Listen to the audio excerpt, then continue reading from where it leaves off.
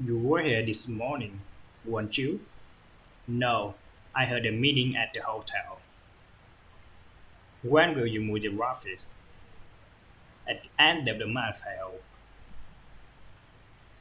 Mark is always not. Mark is always on time for dinner, isn't he? Yes, he never late for anything. Has everyone shown up for the meeting yet? We're still waiting for Mr. Robert.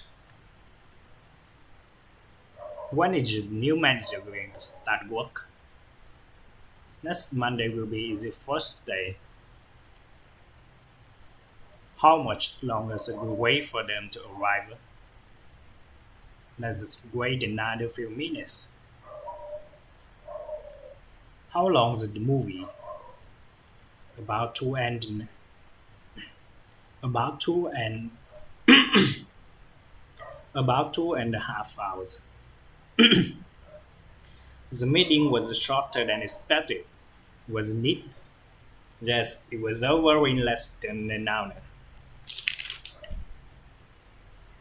What time does the plane take off? It leaves at 5:45.